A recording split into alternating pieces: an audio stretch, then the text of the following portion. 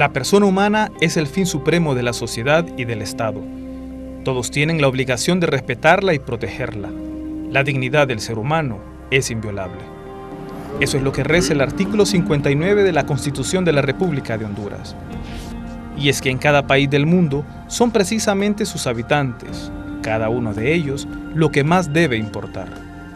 Tenemos que hablar más cada día de los derechos humanos. Los derechos humanos es un tema que particularmente toda persona debe conocer. ¿Qué son? ¿Cómo se ejercitan? ¿A cargo de quién está la titularidad de estos derechos? ¿Quién tiene el ejercicio de los mismos? ¿Cuándo se violentan los derechos humanos? ¿Qué hacer ante una violación de los derechos humanos? ¿A quién recurrir cuando se violentan los derechos humanos? ¿Cuál es el papel del Estado como garante de los derechos humanos y cuál es el papel como ciudadano o como ciudadana que yo tengo para exigir o para empoderarme de los mismos? Así que el tema de los derechos humanos no ha perdido vigencia nunca, al contrario, cada día más cobra vigencia. Fue un 10 de diciembre de 1948 cuando la Asamblea de las Naciones Unidas dispuso adoptar la histórica Declaración Universal de los Derechos Humanos, la que pronto fue calificada como la Carta Magna Internacional para toda la humanidad. Entonces, los Estados miembros de Naciones Unidas, entre ellos Honduras, se comprometieron a trabajar juntos para promover los 30 artículos de los derechos humanos que, por primera vez en la historia, se habían reunido y sistematizado en un solo documento. Pasados 64 años desde aquel día, países como Honduras mantienen una enorme deuda con su población en el tema de los derechos humanos. Aunque los órganos estatales responsables de velar por el respeto de los mismos prometen la adopción de una política pública y un plan nacional de derechos humanos, para de esta forma hacerle frente a la alta incidencia de violaciones a las garantías. En ese sentido, la Secretaría de Justicia y Derechos Humanos viene trabajando desde hace más de año y medio en lo que es la primera política pública con enfoque en derechos y el primer Plan Nacional de Acción en Derechos Humanos. Estas dos herramientas es una deuda pendiente que tiene el Estado de Honduras desde 1993. Estaremos presentando al presidente de la República el documento que contiene ambas herramientas para que posteriormente sea remitido al Congreso Nacional y elevado a rango de ley. Estas dos herramientas construyen la Agenda Nacional en Derechos Humanos. Estas dos herramientas establecen cuáles son las responsabilidades de cada una de las secretarías e instituciones del Estado. Esto es lo que nos va a permitir avanzar hacia una cultura de respeto a los derechos humanos y es el logro hasta ahora más importante que como Secretaría de Justicia y Derechos Humanos, como Gobierno de la República, como Estado podemos darnos y sobre todo como sociedad. Un pilar importante para el desarrollo del país es el respeto por la garantía de todos sus habitantes, incluidos los niños y las niñas. Manuel Capellín, defensor de los derechos de la niñez en Honduras. Yo siempre digo, en primer lugar, que los derechos de los humanos incluyen derechos de grandes, derechos de pequeños. Entonces yo trato siempre de no, bueno, mi punto de vista, no caer un poco en la trampa de diferenciar ahí el derecho de los niños y derecho de los grandes. No es verdad. O sea, los niños son ciudadanos o deberían de ser ciudadanos de primera. Lamentablemente en el país, por ejemplo, estamos hablando que el 51-52% de la población hondureña son niños. Estamos alrededor de 4 millones de ciudadanos niños.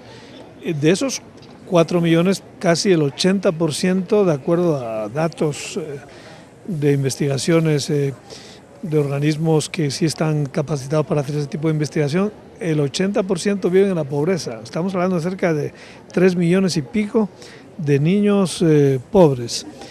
Yo no quiero satanizar a los pobres ni decir que la pobreza es la que genera situaciones incorrectas, pero la pobreza sí ayuda a que de repente niños, lamentablemente, medio millón estén siendo explotados laboralmente, que haya 8.000 que se van cada año buscando mejores alternativas de vida en otros países y a cambio de eso pues encuentren explotación, abuso, trata, muerte. Hay 3 que son deportados diariamente desde los países que nos rodean, ¿no? Básicamente desde México y Estados Unidos.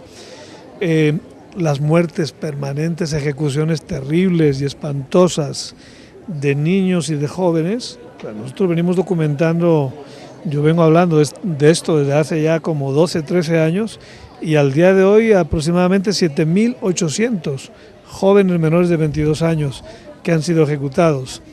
Entonces es una cantidad de situaciones terribles que tienen que ver con humanos que tienen menos de 18 años, que son niños, ¿no? Pero bueno, yo creo que es un momento también, en este mes y en esta fecha, que vamos a cumplir un aniversario más de la Declaración de los Derechos Humanos. Importante por lo menos hacer un alto y reflexionar y decir, mire, esto no está bien. ¿Qué podemos hacer? ¿Cómo podemos construir una sociedad mejor? Capellín es de la opinión que el Estado ha avanzado en su propósito de implementar medidas en defensa de los derechos, pero aún hay mucho por hacer. Yo creo que hay esfuerzos y yo debo de reconocer esos esfuerzos. El gran problema siempre es, como digo, el divorcio que hay entre el discurso político, entre incluso la implementación o el desarrollo de políticas y la ejecución de eso. Entonces yo creo que lo que queda pendiente aquí, lo que deberíamos de estar como presionando es, uno, reconociendo y agradeciendo que el Estado responde a esa obligatoriedad de cuidar a sus ciudadanos, pero la otra es, bueno, a ver cómo lo va a implementar, cómo lo va a ejecutar. La labor en pro de la niñez debe ser hoy, no en el futuro, demanda este defensor. Nosotros tenemos que construir cualquier cosa a partir de lo que estamos haciendo hoy. Yo no sé si mañana existirá lo que es importante es hoy, el construir hoy, porque es la forma de sembrar. Entonces yo creo que el futuro, desde esta perspectiva, bueno, no sé cuál va a ser, pero por lo menos, miren, yo siempre cuento la historia de los niños en Inglaterra en el siglo, al final, ¿verdad? A mitad del siglo XIX, con la revolución industrial, donde niños trabajaban en las minas, donde niños, y uno decía, bueno, pero es que eso es, esa generación veía eso como normal. Hubo gentes que dijeron eso no es normal y las cosas cambiaron. Por eso yo creo que es importante hoy, en el día de hoy, nosotros tenemos que hablar y decir lo que no está bien. Ahorita estamos en el corte del café y yo estoy oyendo todos los días, ¿verdad?, un llamado para que vengan y que los niños se incorporen al trabajo. ¿Cómo es posible que estemos pensando que es una tarea de los niños el ir a cortar el café? Yo puedo pensar que puedo ir un día con el papá, con la mamá, pero la gente que sabe lo que es el corte del café, que sabe lo que es ir a las 3, 4 de la mañana arrastrando un galón, subiendo a la montaña para estar todo el día, ¿verdad? Bueno, pero claro, presumimos que somos el país mejor productor del mundo de café y entonces sacrificamos de repente generaciones de niños que no van a poder ir a la escuela, etc. Yo sueño con que un día diga, mire, ya niños no están trabajando en la agroindustria, no están trabajando en las minas, no están trabajando porque están estudiando, porque son niños. La violación a los derechos humanos en el país es alarmante. Honduras registra la tasa más elevada de muertes violentas por cada 100.000 habitantes. Organismos nacionales e internacionales, así como gobiernos extranjeros, han manifestado una y otra vez su repudio por las acciones violentas contra periodistas y comunicadores sociales, y contra miembros de la comunidad lésbico-gay. Los asesinatos de campesinos y guardias de seguridad en la zona norte y la represión a sectores sociales también están en la mira a nivel mundial. Se suma a esta lista de violaciones una serie de crímenes cometidos por agentes de la Policía Nacional y de las Fuerzas Armadas.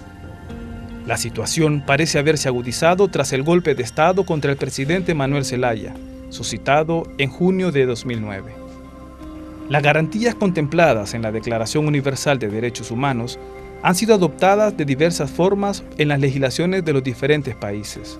En el caso de Honduras, el capítulo 3 de la Constitución de la República hace referencia a los siguientes derechos: derechos de la familia, derechos de la propiedad, derechos de pensamiento, conciencia, religión, opinión y expresión, derechos de reunión y de asociación, derechos del trabajo, derechos sindicales, derechos de descanso, derechos de seguros sociales, derechos de protección de la madre y del niño, derechos de educación y derechos de la cultura y de la ciencia. Uno de los puntos que más inquieta a la sociedad es la reiterada violencia e intimidación hacia los periodistas y comunicadores sociales.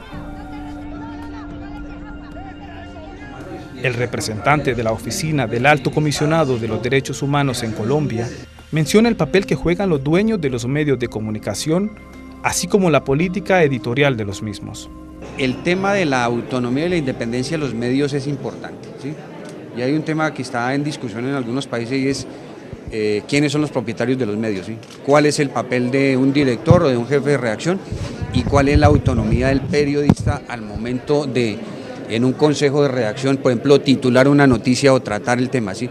Yo creo que esos son aspectos importantes, porque si los dueños de los medios no tienen una línea editorial que realmente vaya en defensa de los derechos de las personas del respectivo país, pues estamos mal, ¿sí? Los periodistas, de manera general, en mi apreciación, pues son personas, vuelvo y repito, responsables de contar la verdad de lo que está ocurriendo, pero ellos también tienen unas responsabilidades de contrastar fuentes, de verificar que las noticias que van a dar no de manera intencionada no van a dañar a nadie. Yo creo que cuando se hace un periodismo con responsabilidad, la sociedad también tiene que respetar a esos periodistas y a los medios. Hay algunas acciones intimidatorias, pero hay otras acciones que son ejecutorias.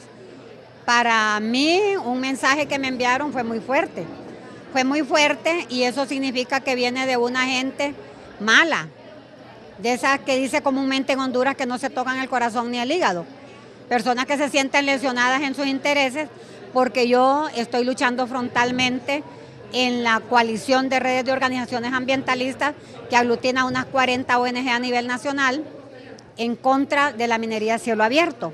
También a la tala ilegal del bosque, lo que es el tráfico de madera, y también estamos en el área de lo que son las represas hidroeléctricas que están desplazando a nuestras comunidades, a nuestra gente, porque aquí en Honduras lamentablemente no se le toma ni en cuenta a la población para instalar un proyecto. Yo repito, no somos enemigos de nadie, somos personas que queremos que las cosas se hagan en el marco de la ley y que los recursos sean aprovechados, no explotados irracionalmente como se está haciendo.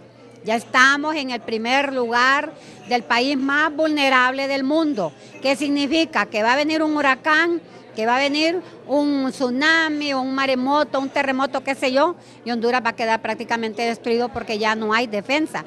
Somos el más vulnerable. Hemos perdido el 40% ya de los manglares, convirtiéndonos en el tercer país del mundo que hemos perdido este bosque marino. Entonces, ¿qué estamos esperando? Que acabe todo.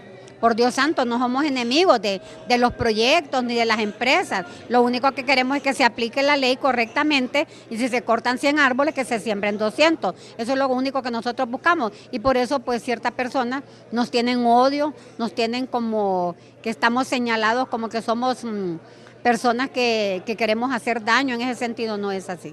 En Colombia, a raíz de problemas como los que ustedes están viviendo actualmente, se acudió a mecanismos internacionales, Comisión Interamericana, la Corte y algunos organismos de periodistas europeos, y eso ha ido disminuyendo el nivel de riesgo que tienen los periodistas, y también la sociedad ha entendido que pues hay que defender al periodismo, que no se puede dejar atacar. Entonces creo que esa es como una máxima, ¿sí? La sociedad también tiene que rodear a los periodistas porque ellos son los que en última le están diciendo qué es lo que ocurre minuto a minuto, día a día en el país. Sí, si no existiera periodismo, yo no me imagino cuál sería el papel de la sociedad, cómo reaccionaría frente a los atropellos que se cometen. Frente a la situación de los derechos humanos está la acción que se espera de los órganos estatales y el aporte de los organismos no gubernamentales, tanto nacionales como internacionales. Pero es sumamente importante que cada ciudadano conozca las garantías de las cuales dispone. Es por eso que los hondureños y las hondureñas deben hacer valer sus derechos y nunca, por ningún motivo, renunciar a los mismos. La población no se tiene que mantener al margen del conocimiento de los derechos humanos. La población tiene que empoderarse de lo que significan los derechos humanos. Solo una población empoderada es capaz de hacer valer sus derechos. Solo una población empoderada es capaz de exigir a sus gobernantes lo que se debe hacer frente a la tutela de sus derechos y libertades fundamentales. La población tiene que saber que hay temas que son importantes. Indudablemente el respeto al derecho a la vida, a la integridad personal, a la salud, a la educación, pero estos temas forman parte de ese conjunto de valores universales, de valores interdependientes e indivisibles que conforman los derechos humanos. Recuerde que la Constitución de la República deja claro que la persona humana es el fin supremo de la sociedad y del Estado. Conozcamos nuestros derechos.